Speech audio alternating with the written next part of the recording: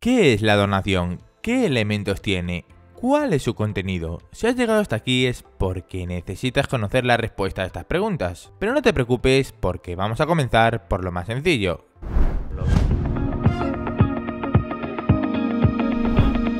¿Qué es la donación? Bien, podemos definirla como el acto por el cual una persona, con ánimo de liberalidad, se empobrece en una parte de su patrimonio en provecho de otra persona que se enriquece con ella.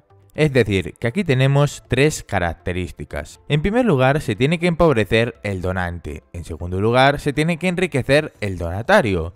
Y, por último, tiene que haber un animus donandi, también llamado ánimo de liberalidad. Entendemos esto como un acto voluntario que realiza una persona sin recibir nada a cambio. Si acudimos al Código Civil, lo define de forma muy similar en el artículo 618 como un acto de liberalidad por el cual una persona dispone gratuitamente de una cosa en favor de otra que la acepta. Vamos a poner un ejemplo para que quede más claro.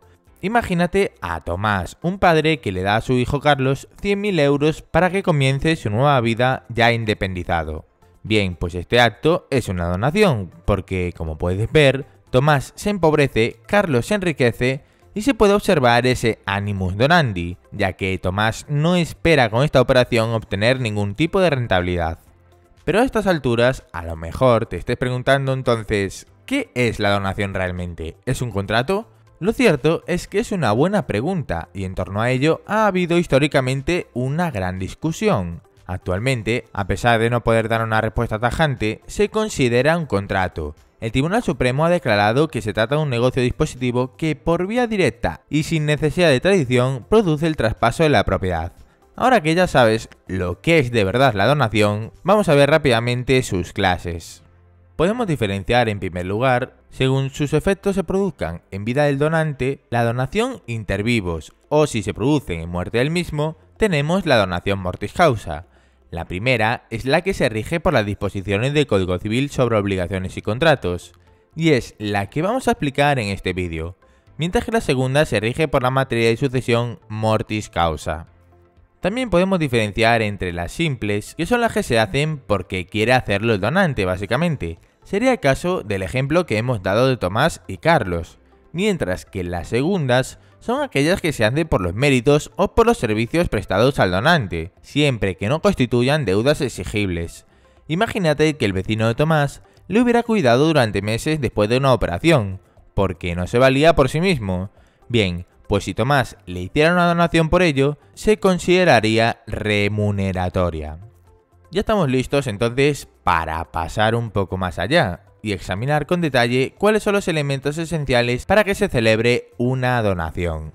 Estos elementos podemos diferenciarlos en tres grupos: personales, reales y formales. Comencemos por ejemplo con los personales.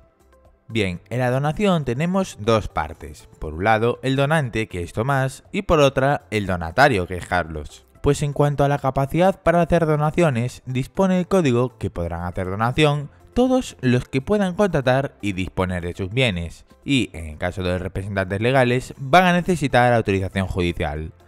Y por otro lado, por lo que se refiere a la capacidad para ser donatario, se establece un principio de gran amplitud, en el cual podrán aceptar donaciones todos los que no estén especialmente incapacitados por la ley, en caso contrario sería nulo. Por lo tanto, como ves, no se requieren de ninguna características especiales, tan solo se establecen dos reglas especiales. Por un lado, el código señala que las personas que no pueden contratar no podrán aceptar donaciones condicionales u onerosas, sin la intervención de sus legítimos representantes.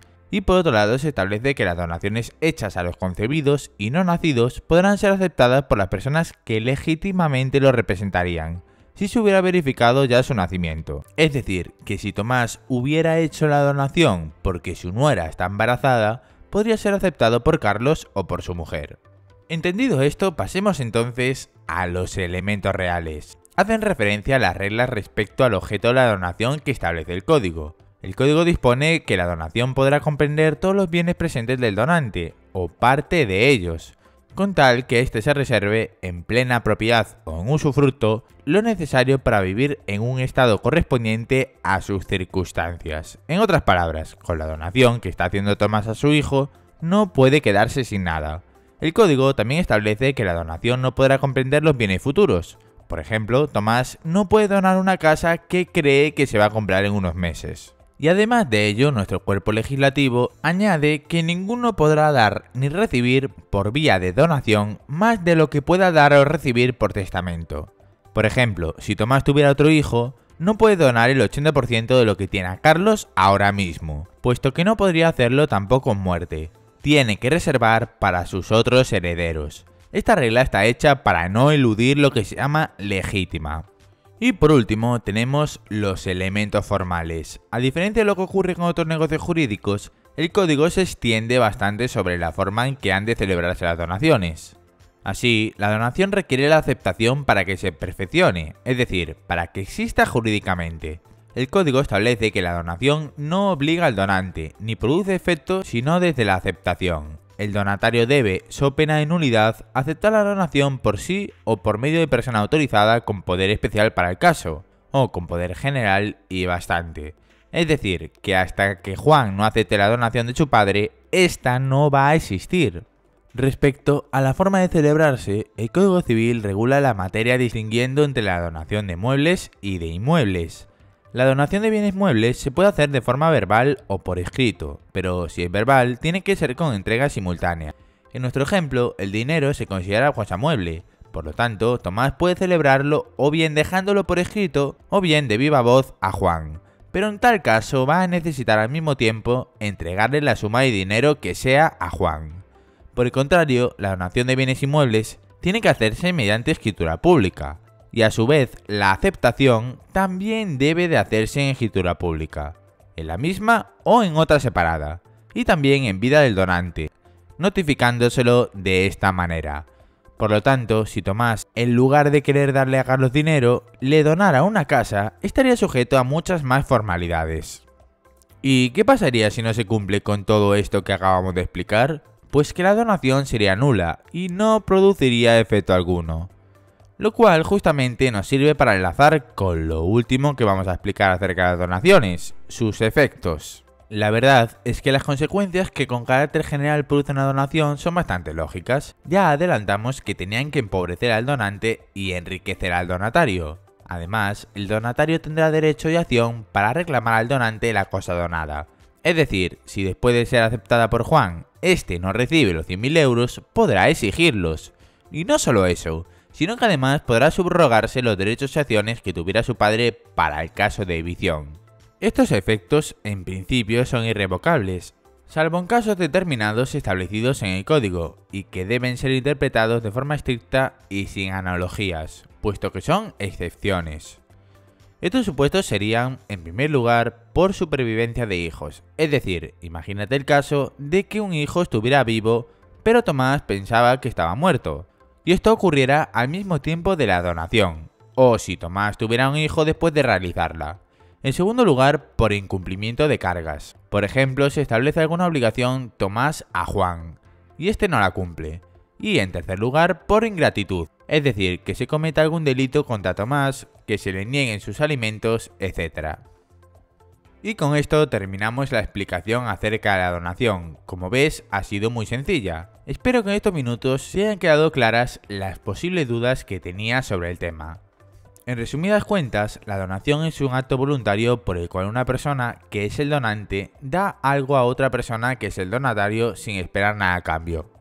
Existen diferentes tipos de donaciones. Recuerda que nosotros en este vídeo hemos visto la contractual, es decir, la inter vivos.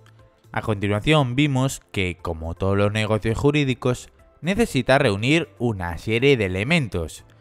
Si no tienes claro cuáles son estos elementos, que sepas que tenemos varios vídeos en nuestro canal en los que hablamos acerca de los contratos de nuestro ordenamiento jurídico. Así que échales un vistazo porque te será súper útil. Por otro lado, respecto a los elementos personales que hacen referencia a las características que deben reunir las partes, tenemos que es bastante amplio, principalmente que no estén impedidos. Y si hablamos de los elementos reales que se refieren al objeto de la donación, el código establece una serie de limitaciones, como son no poder incluir bienes futuros o tener que reservarse en usufructo o propiedad una parte. Respecto a los elementos formales, ya vimos que se perfeccionaba la donación con la aceptación. así como la forma de celebración para que fuera válida, distinguiendo de esta forma entre donación de bienes inmuebles e inmuebles. Y por último explicamos los efectos por los cuales Juan podía exigir la entrega de dinero y subrogarse en la posición de Tomás en caso de evicción, así como las causas excepcionales de revocación. Y por último, que sepas que si quieres aprender absolutamente todos los conceptos de las asignaturas de derecho así, de esta forma, de forma práctica y con ejemplos, tenemos disponible solo durante esta semana unas clases totalmente gratuitas. Así que si te interesa, dale abajo al botón de más información y nos vemos dentro. Hasta el próximo vídeo, un saludo.